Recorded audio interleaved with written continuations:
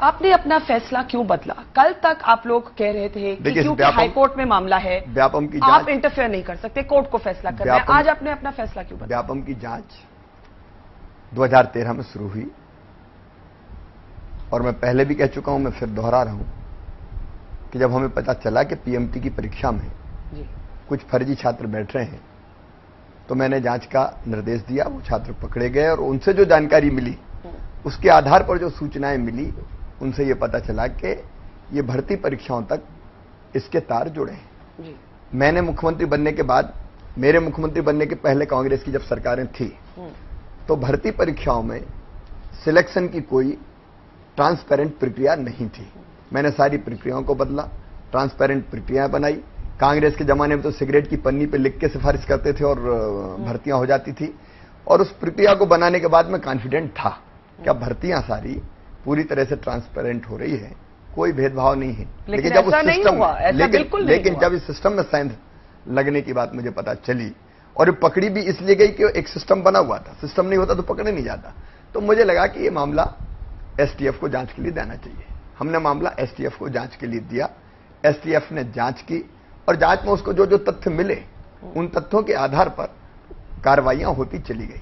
बाद में हमारे कुछ मित्र चले गए माननीय उच्च न्यायालय, हाई कोर्ट, और उन्होंने कहा कि ये जांच सीबीआई को करनी चाहिए। हाई कोर्ट ने पूरी एसटीएफ की जांच का परीक्षण किया और फिर अपना फैसला दिया कि एसटीएफ की जांच अपने आप में बिल्कुल सही दिशा में, ठीक है, परफेक्ट है, किसी को छोड़ा नहीं गया है। आज की अनाउंसमेंट क्यों छोड़ा नहीं गया है और इसलिए सीबीआई जांच की कोई आवश्यकता नहीं है। फिर ये सुप्रीम कोर्ट में गया, सुप्रीम कोर्ट ने भी कहा कि सीबीआई जांच की कोई आवश्यकता नहीं है। इसलिए चूंकि मैं हाईकोर्ट का या भारत का हर नागरिक न्यायिक प्रक्रिया में विश्वास रखता, हाईकोर्ट और सुप्रीम कोर्ट की जितनी विश्वसनीयता है और हम सम्मान करते हैं, वो किसी और एजेंसी की नहीं है, तो मुझको लगता था कि इसकी आवश्यकता नहीं है। लेकिन पिछले 2-3 दिनों में जो दुर्भाग्यपूर्ण घटनाएं हुई, जिनमें कुछ मृत्यु हुई, मृत्यु के कारणों पर मैं नहीं जाऊंगा, लेकिन पूरे देश में एक वातावरण ऐसा बना कि इस मामले में जो एजेंसी जांच कर रही है वो भले हाईकोर्ट की मॉनिटरिंग में जांच कर रही है, लेकिन मुख्यमंत्री क्यों सीबीआई से जांच करने में कतरा रहे हैं? इसमें कुछ ना कुछ है, कुछ ना कुछ है। जब इस तरह का माहौल देश में बना तो मैं ये मानता हूं कि लोकतंत्र लोक लाज से चलता है। परसेप्शन अगर ये हो कि नहीं इसकी और कोई जांच होनी चाहिए, तो मुझे ये लगा कि हमको अगर कहीं संदेह है और सवाल खड़े किए जा रहे हैं तो उन सवालों का उत्तर जनता को ठीक ढंग से मिलना चाहिए। इसलिए मैंने रात में इस मामले में काफी सोचा और सोचने के बाद मुझे लगा कि हाई कोर्ट के प्रति पूरा आदर रखते हुए जांच ठीक हो रही है, ये मेरा विश्वास है। एसटीएफ ने ठीक जांच की है, हाई कोर्ट ने मॉनिटरिंग की है, लगभग हर हफ्ते बुला के बात की। एसआईटी को पर्यवेक्षण का काम सौंपा, उसमें कहीं कोई दोष नहीं है। लेकिन फिर भी मुझे लगा कि जो कुछ दुर्भाग्यपूर्ण घटनाएं हुई है, मौतें हुई है, उनकी जांच भी जरूरी है। और इस पूरे मामले में अगर ये संदेह है देश में कि ये इसकी जांच सीबीआई जैसी एजेंसी को करनी चाहिए, तो मैं फिर माननीय हाई कोर्ट से ये निवेदन करूं कि ये जांच सीबीआई को सौंपी जाए। सर, इसमें आप सेंटर को भी लिख सकते थे, क्योंकि कई लोगों ने ये कहा है कि अगर सीबीआई की जांच हो तो स्टेट सेंटर को इस तरह की रिक्वेस्ट दे सकता है। सेंटर ने भी कल तक आर्ग्यू किया कि भाई लीगली ही मुश्किल है सीबीआई की जांच करना, तो आप क्या केंद्र सरकार को भी चिट्ठी लिखेंगे कि ये केस सीबीआई को सौंप दिया जाए? मैं हृदय से इस जांच को सीबीआई से चाहता हूं। अब आप चाहते हैं? बिल्कुल मैं लेकिन कल तक नहीं चाहते थे। मैंने उसका कारण बताया जी। मैंने कारण ये बताया कि जो जांच हाईकोर्ट की मॉनिटरिंग में हुई है और जिस जांच के लिए हाईकोर्ट ने मना किया, तो क्या हम हाईकोर्ट की जो जांच हुई है उस पर उनकी मॉनिटरिंग में जो जांच हुई है उनकी अवमानना करें क्या? कि हम सीधे चले जाएं, हाईकोर्ट कह रहा नहीं करना चाहिए, सुप्रीम कोर्ट कह रहा कि सीबीआई की जांच की आवश्यकता नहीं है, और हम सीधे चले जाएं, ये उचित नहीं होगा। लीगली भी मैंने अपने एडवोकेट जनरल से राय ली और सबका मत ये था कि हमको हाईकोर्ट को ही रिक्वेस्ट करना चाहिए कि ये जांच अब सीबीआई से हो, और सीधे अगर हम जाएंगे तो एक तरह से वो हाईकोर्ट की अवमानना होगी। लेकिन मैंने हाईकोर्ट से भी प्रार्थना की है, मैं माननीय सुप्रीम कोर्ट से भी जब अवसर आएगा मैं यही प्रार्थना करूंगा कि इसकी जांच सीबीआई से होना चाहिए, और अगर ऐसी आवश्यकता हुई तो मुझे भारत सरकार से कहने में भी, लेकिन मैंने केवल इसलिए नहीं कहा कि मैं उसी रूट पर जाना चाहता हूं, क्योंकि नहीं तो अवमानना जैसी। पर अब आपने हाईकोर्ट को चिट्ठी लिखी, तो आप होम मिनिस्ट्री को भी या दिल्ली में भी केंद्र सरकार में भी चिट्ठी लिखेंगे? मैंने वो पत्र माननीय हाईकोर्ट को पहुंचाया है और मुझे लगता है कि उस पर हाईकोर्ट फैसला करेंगे। शिवराज सिंह जी, आपने परसेप्शन की बात की कि लोगों में क्या परसेप्शन बन जाती है, ये एक पॉलिटिशियन के लिए, एक पॉलिटिकल लीडर के लिए बहुत जरूरी है। मैं केवल टोक इतना कहूंगा कि लोकतंत्र के लिए भी जरूरी है, इसलिए कि शासक जो लोकतंत्र में जनता के सेवक होता है उसको संदेह से परे होना चाहिए, और अगर संदेह प्रकट किया गया है तो फिर उस संदेह का निवारण होना चाहिए। आपके दो सहयोगी हैं, बहुत सीनियर बीजेपी के लीडर्स हैं, एक है बाबूलाल गौर, दूसरे हैं कैलाश विजयवर्गीय। दोनों ने ही बिल्कुल एक तरह से जिसको कहते हैं ऑफेंसिव बयान दिए। बाबूलाल गौर ने जब उनसे मृत्यु जो हो रही है, जो मौतें हो रही हैं, उनसे पूछा गया तो उन्होंने कहा भाई आना और जाना तो होता ही है, जो आएगा वो जाएगा, ये बाबूलाल गौर ने बोला।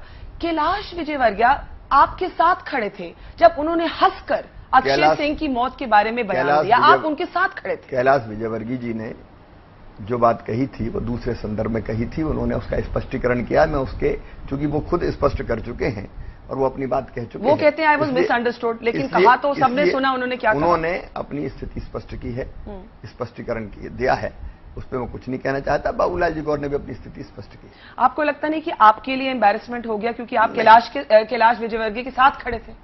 अब बिल्कुल वही है। उन्होंने अपनी स्थिति स्पष्ट कर दी, इससे ज्यादा मुझे। आप संतुष्ट हैं उनकी क्लैरिफिकेशन से? मैं संतुष्ट। आपको लगता नहीं कि इससे आपके लिए उन्होंने अपनी स्थिति स्पष्ट कर दी, अपनी बात कह दी, उसके लिए जो भी उनकी भावनाएं थी वो व्यक्त कर दी, उसके अलावा कुछ नहीं बचा। अच्छा, कांग्रेस का डिमांड है आपकी आज की अनाउंसमेंट के बाद कि सीबीआई प्रोब तो अच्छी बात है, लेकिन supreme court monitored CBI probe होना चाहिए। तो इसके बारे में आप क्या तैयार हैं कि ये सुप्रीम कोर्ट के अंडर है? जो भी फैसला सुप्रीम कोर्ट करे, क्योंकि सुप्रीम कोर्ट में भी कुछ साथी गए हैं, सुप्रीम कोर्ट, हाई कोर्ट ने मॉनिटर किया, बहुत अच्छा हुआ, माननीय सुप्रीम कोर्ट मॉनिटर करे, बहुत अच्छा होगा। आपको लगता है कि जो फैसला आपने आज लिया शायद आपको कुछ दिन पहले या कुछ हफ्तों पहले या कुछ महीनों पहले लेना चाहिए था? ये अंदाज की बातें हैं, काल्पनिक बातें हैं। देखिए, मैं जोर दे के कहूंगा बरखा जी कि भारत के इतिहास में कोई भी जांच इतनी विस्तृत नहीं हुई, इतनी व्यापक नहीं हुई। एक छोटी चीज से शुरू हुई और कभी भी कोई राज्य अगर जांच करता है तो जो घटना होती है उसी की जांच करता है। मुझे गर्व है ये कहते हुए कि सिस्टम में अगर मैंने कमी पाई तो मैंने उस सिस्टम को क्लीन करने की कोशिश की, और इसलिए दाएं बाएं जहां जो हो सकता था इस संबंध में जांच, वो जांच की जानी चाहिए। ये मेरी भावनाएं थी, ये मेरी इच्छा थी। हालांकि हाईकोर्ट की मॉनिटरिंग के बाद जांच राज्य सरकार के पास नहीं रह गई थी, केवल हाईकोर्ट को करनी थी। लेकिन मुझे इस बात का हमेशा गर्व रहेगा कि कोई गड़बड़ अगर मैंने पाई तो मैंने उस गड़बड़ की जांच एसटीएफ से करवाने का काम किया, और एसटीएफ ने बहुत मेहनत की सचमुच में। और नहीं तो पीएमटी के लड़के पकड़े गए थे, बच्चे पकड़े गए थे, 2 दिन बाद जमानत हो जाती, मामला खत्म हो जाता। कई राज्यों में इस तरह की घटना होती है, लेकिन हम उसकी तह तक गए, और इसलिए हमको ये भरोसा था हाई कोर्ट पे, एसटीएफ पे, कि जांच ठीक चल रही है। इसलिए हमको नहीं लगा कि आज के दिन में will you be ready for कि सुप्रीम कोर्ट मॉनिटर करे सीबीआई प्रोब? मैं बिल्कुल तैयार हूं। आप तैयार हैं? पूरी तरह से माननीय सुप्रीम कोर्ट जो तय करे, बिल्कुल हम तैयार हैं। आपने कहा कि एसटीएफ स्पेशल टास्क फोर्स ने अच्छा काम किया है, लेकिन Shivraj ji, STF chief minister इसी सरकार को आंसर करती है। एसटीएफ माना जाता है कि इंडिपेंडेंट नहीं हो सकती। अगर आप देखें जो हाईकोर्ट ने जब उनको कहा, जब दिग्विजय सिंह ने एक एक्सेल शीट प्रोड्यूस की, उन्होंने कहा उसमें आपका भी नाम है, आपको याद होगा उमा भारती का भी नाम है। अब कांग्रेस कहती है कि क्योंकि हाईकोर्ट ने उसी एसटीएफ को उसको इन्वेस्टिगेट करने के लिए कहा जो आपको एक तरह से जिसकी लॉयल्टी आपकी तरफ है, तो उन्होंने कह दिया ये फोर्ज्ड है। तो लोकतंत्र में जो चुनी हुई व्यवस्था होती है जी, उस पर भरोसा करना चाहिए। उस पर अगर कोई ऐसा कारण बनता है कि कोई परिस्थिति पैदा होती है तो उसके ऊपर फिर जो भी एजेंसीज होती है वो जांच करें। आप राज्य सरकार को हमेशा बेईमान क्यों मानती? आप मीन्स जिनने आरोप लगाए वो राज्य सरकार अगर कोई जांच करा रही तो कोई कांग्रेस ने कहा था हमसे जांच कराओ? कहा थी कांग्रेस जब हमने जांच शुरू की? ये जांच कोई कांग्रेस ने नहीं करवाई, ये जांच शिवराज सिंह चौहान ने करवाई। लेकिन उस जांच की बाद में मॉनिटरिंग हाई कोर्ट ने की। अब कांग्रेस ने तो क्या क्या कहा है। मैं जिस दिन से मुख्यमंत्री बनता हूं मैं सच कहता हूं, कांग्रेस को ना व्यापम से लेना देना है, ना मौतों से लेना देना है। दिग्विजय सिंह नॉन सीरियस व्यक्ति हैं, एक दिन कुछ कहते हैं, दूसरे दिन कुछ कहते हैं, तीसरे दिन कुछ कहते हैं। पहले वो कहते थे कि गोंदिया के 17 नाम हो गए, उनकी पार्टी ने बड़ा चिल्ला चिल्ला के कहा, मीडिया ने भी चला दिया, जांच हुई, एक नाम नहीं पाया गया, आरोप झूठा हो गया। फिर बड़े जोर शोर से आरोप लगाया कि सीएम ने अपना नाम काटा और काटने के बाद लिख दिया गवर्नर, उमा भारती, मिनिस्टर। मैंने कहा कि अगर लिखना होता तो गवर्नर क्यों लिखता? दिग्विजय सिंह, कमलनाथ, ज्योतिरादित्य सिंधिया लिख देता अगर इतनी आसान था। और उसकी भी जब जांच हुई तो वो सारे के सारे दस्तावेज कूट रचित है, कूट रचित है, फुल डॉक्यूमेंट है। वो एसटीएफ ने कहा है, एसटीएफ ने नहीं कहा, कोर्ट ने कहा है। कोर्ट ने एक्सेप्ट किया। और मैं फिर ये कहता हूं कि मैं व्यक्तिगत विद्वेष किसी के खिलाफ नहीं रखता। कोई मुझ पे कितना भी हमला करे, मैं व्यक्तिगत राग द्वेष से पीड़ित नहीं होता, लेकिन वो जो फोर्ज डॉक्यूमेंट उन्होंने प्रस्तुत किए हैं उसकी और जांच होकर उसको अंतिम परिणति तक पहुंचना चाहिए। आप झूठा आरोप किसी पे भी कभी भी लगा दें, मुस्कुराएं और कुछ भी कह के निकल जाएं। लोकतंत्र में अगर सरकार जवाबदार है तो आप आरोप लगाने वाले को भी जवाबदेही तय होनी चाहिए और वो जवाबदेही तय होगी। उन्होंने ये भी प्रेस कॉन्फ्रेंस में कहा कि शिवराज सिंह चौहान की वाइफ भी इस स्कैम में इन्वॉल्व्ड हैं, उनकी एसएमएस कम्युनिकेशन है सुधीर शर्मा माइनिंग बैरन के साथ, जो आज के दिन जेल में है। मैं फिर पूरे विश्वास के साथ कहता हूं, दावे के साथ कहता हूं कि दिग्विजय सिंह के ये सारे आरोप गलत है। ये घटियापन की पराकाष्ठा है। ये कमर के नीचे बार करना है कि कोई भी आरोप लगाओ और निकल जाओ। एक भी चीज सिद्ध करके तो दिग्विजय सिंह बता दे, लेकिन एक मुख्यमंत्री दिन और रात प्रदेश के विकास में और जनता की सेवा में लगा है, मैदान में जिससे वो निपट नहीं पाते।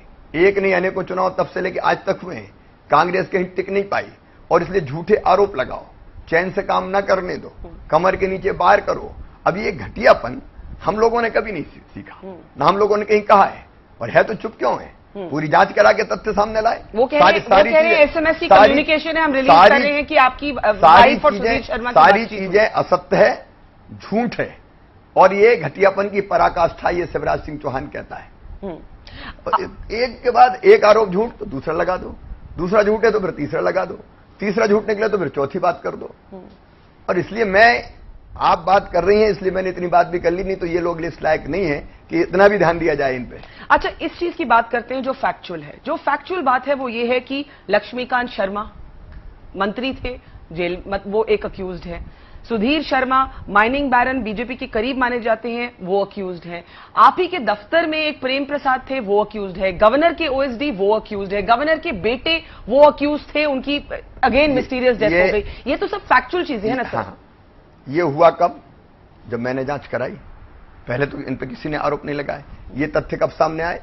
तब जब शिवराज सिंह चौहान ने जांच कराई, मामला एसटीएफ को दिया, एसटीएफ ने तहकीकात की और तहकीकात करके ये बताया कि इनके खिलाफ मामले बनते, जिनके खिलाफ मामले बनते गए वो कार्रवाई करते चले गए। इसमें क्या थे? ये तो मैंने कराया। तथ्यों के जिसके खिलाफ तथ्य मिले उसके खिलाफ एसटीएफ ने कार्रवाई की। आपको कब ये जानकारी मिली कि आप ही के ऑफिस में एक ये जो प्रेम प्रसाद या प्रेम पांडे जो भी उनका नाम है वो इसमें इन्वॉल्व है? आपको कैसे ये जानकारी मिली आप ही के दफ्तर में? मुझे जो जानकारी मिली कि पीएमटी में जी फर्जी कुछ छात्र बैठे हैं, मैंने जांच के निर्देश दिए, वो पकड़े गए, उनसे पूछताछ हुई तो मैंने पहले जो कहानी दोहराई, जब मुझे पता लगा कि नहीं इसमें और लोग हो सकते हैं तो मैंने एसटीएफ को जांच की, और एसटीएफ ने जब जांच की तो जो चीज सामने आती गई उनके खिलाफ कार्रवाई होती चली गई। अच्छा शिवराज सिंह जी, एक अजीब बात यह है कि गवर्नर के जो बेटे जिनकी डेथ हुई लखनऊ में, वो हम सबको जानकारी है कि वो इस केस में इन्वॉल्व थे, फिर भी बीजेपी ने सेंटर की तरफ से गवर्नर को ट्रांसफर नहीं किया, हाईकोर्ट ने उनकी इम्यूनिटी अपहोल्ड किया, वो केस भी सुप्रीम कोर्ट जा रहा है। तो BJP, why does the BJP want to back this governor? ये तो आपके अपॉइंटी भी नहीं थे। देखिए, राज्यपाल का पद संवैधानिक पद है, मैं सार्वजनिक बहस में उस पद के बारे में कोई चर्चा नहीं करूंगा। लेकिन शिवराज सिंह जी, आपने कहा वो कॉन्स्टिट्यूशनल पोस्ट है, लेकिन आज के दिन दैट कॉन्स्टिट्यूशनल पोस्ट इज वो इस स्टैंड से जुड़ा हुआ है। हाई कोर्ट में मामला गया, हाई कोर्ट ने अपना फैसला दिया है, सुप्रीम कोर्ट में मामला जा रहा है, सुप्रीम कोर्ट अपनी बात कहेंगे।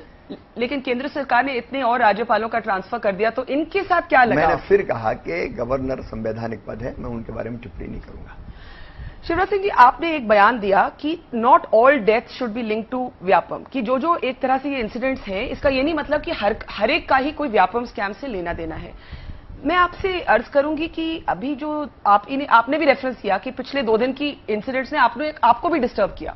एक जो डीन है जबलपुर मेडिकल कॉलेज के, वो उसी दिन उनकी मृत्यु होती है कंपेयर टू लास्ट ईयर, जब उनके प्रीवियस प्रेडिसेसर जो थे dean Jabalpur medical college was burnt alive. तो ये कोइंसिडेंस लोग नहीं मानते ये कोइंसिडेंस है, इसलिए तो सीबीआई जांच करे ना, जो सच सामने आए। मैं कहूंगा कि ये है कि वो है, वो उचित नहीं होगा। अब जो भी कुछ हुआ है, मैंने ये भी कहा है कि जो मौतें हुई है उनकी जांच भी सीबीआई को करनी चाहिए, और मैं तो मीडिया से कहूंगा आप भी इन्वेस्टिगेट करें और मीडिया ने भी कई ऐसे तथ्य निकाले हैं। आपके ध्यान में कुछ तथ्य आए तो वो भी सीबीआई को जा सकते हैं, जांच एजेंसी को जा सकते हैं। अब मैं उन किसी चीज का बचा करूं कि ऐसा नहीं था, वैसा है, वैसा नहीं। मैंने इतना जरूर कहा कि इन दोनों ये चीज हो गई थी, कहीं कोई मृत्यु हुई, उनका ये भी व्यापम से। तो मैंने ये कहा कि हर मौत को व्यापम से जोड़ना, कोई भी मृत्यु हो मेरे लिए बहुत दुखद है, दुखदायी है। मृत्यु से ज्यादा दुखद क्या होगा, किसी की भी मृत्यु हो मेरे लिए तो त्रासदपूर्ण है, दुखदायी है। लेकिन मैंने ये कहा था कि हर एक को व्यापम से जोड़ना उचित नहीं है। जो जांच करके जुड़े वो जरूर जोड़ना चाहिए, उसके पीछे क्या है वो देखना चाहिए। और इसलिए सीबीआई भी इस बात की जांच करे कि मृत्यु कैसे हुई। सर, आप ये मानेंगे कि बीजेपी की कई लीडर्स इस स्कैम में फंसे हैं और कई और फंस सकते हैं? मैंने लक्ष्मीकांत शर्मा की बात की, सुधीर शर्मा की बात की, ये लोग सभी बीजेपी के साथ जुड़े हुए हैं।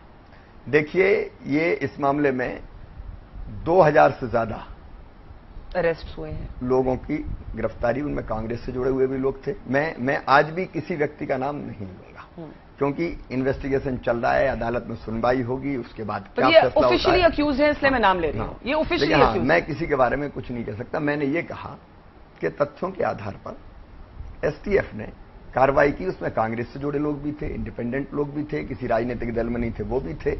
अब इसमें तो जो भी आया, जिसके खिलाफ भी तथ्य आया, उसके खिलाफ प्रकरण बना।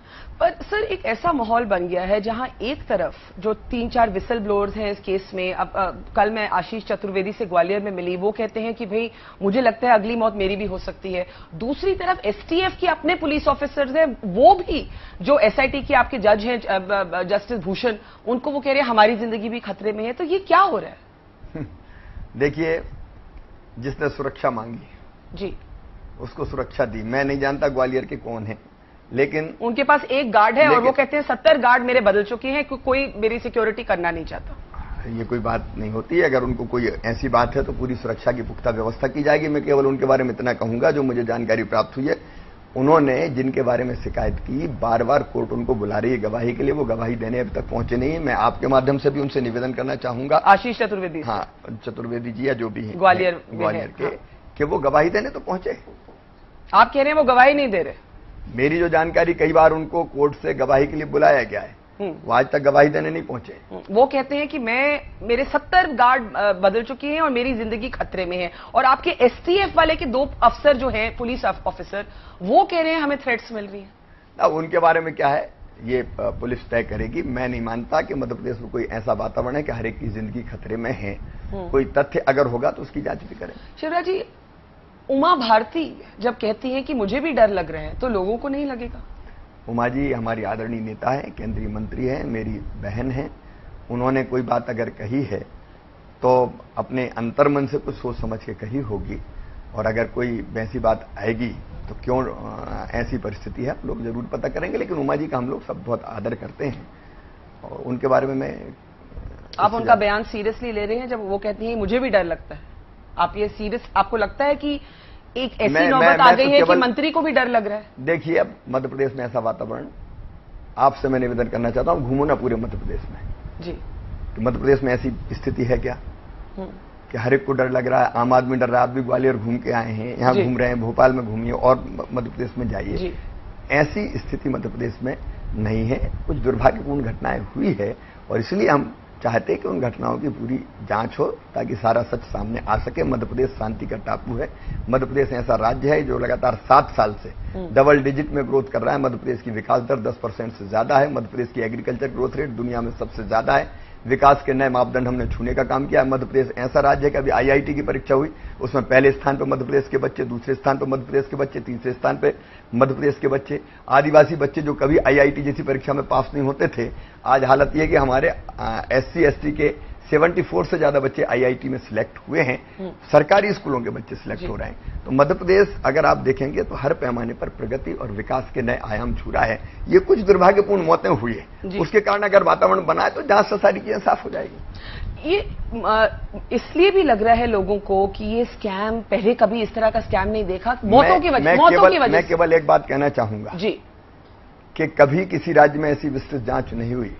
बरखा जी, यही राज्य मध्य प्रदेश था जहां पहले शिक्षकों की अगर भर्ती होती थी तो कोई परीक्षा होती ही नहीं थी। सीधे जनपद पंचायत के अध्यक्ष और सीओ मिलके जो जिसकी भर्ती करनी होती थी कर देते थे। यहाँ पुलिस की भर्ती होती थी तो पुलिस की भर्ती में पर्चियां जाती थी मुख्यमंत्री के यहाँ, उस जमाने में मुख्यमंत्री के यहाँ से दौड़ कूद केवल होती थी, और जिसका सीना कम करना हो सीना कम कर दो, जिसका बढ़ाना हो बढ़ा दो, और पूरी भर्तियां कर दी जाती थी। मैंने सारी व्यवस्था को बदलने का काम इस मध्य प्रदेश में किया, और बदल के हमने RF टैग पैर में बांध के दौड़ाने का काम किया ताकि कंप्यूटराइज स्पीड निकले आए, स्पीड निकले आए। हमने पटवारी की भर्ती ऑनलाइन की, केवल ऑब्जेक्टिव टाइप क्वेश्चन आएंगे, क्लिक करेंगे, कंप्यूटर से नंबर निकल के आ जाएंगे। हमने पुलिस की भर्ती 2 जगह की, फिजिकल पुलिस लेगी, लेकिन जो लिखित परीक्षा होगी वो दूसरी एजेंसी व्यापम करेगी। हमने बड़ी व्यापक व्यवस्था बनाई, और कोई, मैं किसी प्रदेश पे ब्लेम नहीं कर रहा है, लेकिन कहीं ऐसी जांच नहीं। PMT की परीक्षा में कितनी जगह फर्जी वाले होते हैं, केवल अगर पकड़े गए तो वो लोग पकड़े गए और छोड़ दिए गए। मैं इसकी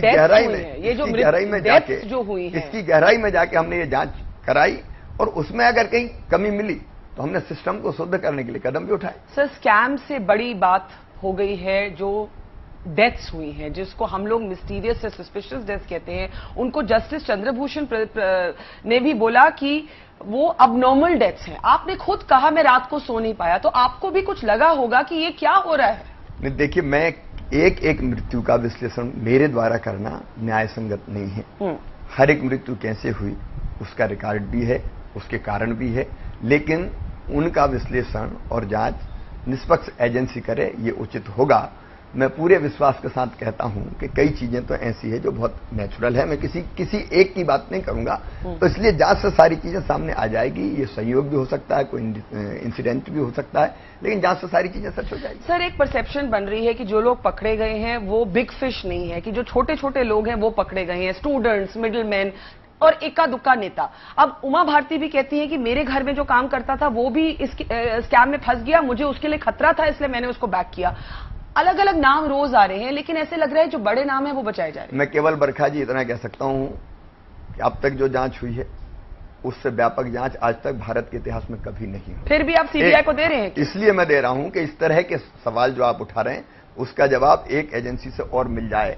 अगर ये संदेह है कि ये मध्य प्रदेश की एजेंसी, मुझे संदेह नहीं है, मुझे पूरा विश्वास है, तो फिर CBI जांच करके देख लें, और क्या है।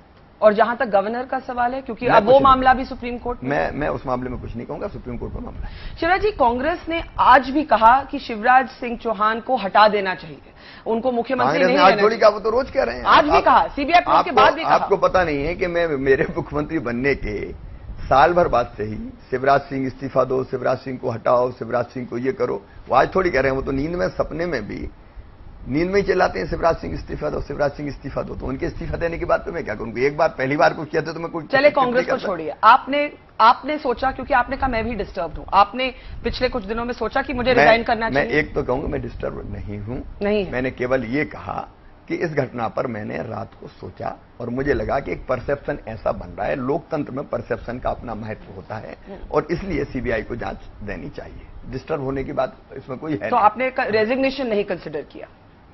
पूछ रही हूँ। क्यों आप चाहती? नहीं, मैं क्यों, मैं तो पत्रकार हूँ, मेरा तो मैं कोई इसमें साइड किसी की नहीं लेती, मैं सवाल मैंने तो अपनी बात कह दी, इससे ज्यादा मुझे।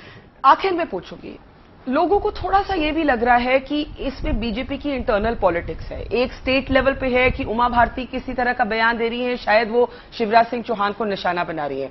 दूसरा, लोग कहते हैं कि भाई एक जमाना था LK आडवाणी शिवराज सिंह चौहान को नरेंद्र मोदी से ज्यादा प्रमोट करना चाहते थे, शायद उसी का कॉन्सिक्वेंस आज थोड़ा निकल के आ रहा है। आप क्या मानते हैं कि आपने कंस्पिरेसी का एक किसी प्रेस कॉन्फ्रेंस में कहा ये कंस्पिरेसी है, आपको लगता है आपकी अपनी पार्टी में ही कंस्पिरेसी आपके खिलाफ है? एक तो मैं ये कहूं आपको, उमा जी मेरी बहुत लाडली बहन है, राइवल भी रही है एक जमाने में। उनसे मैं बहुत स्नेह करता हूं, और मेरे विचार उनके बारे में हमेशा, जब वो दूसरी पार्टी में थी तब भी आपने सुने होंगे, कहीं एक लफ्ज भी ऐसा निकला हो कि उमा जी विरोधी है। मैं उनका सम्मान करता हूं।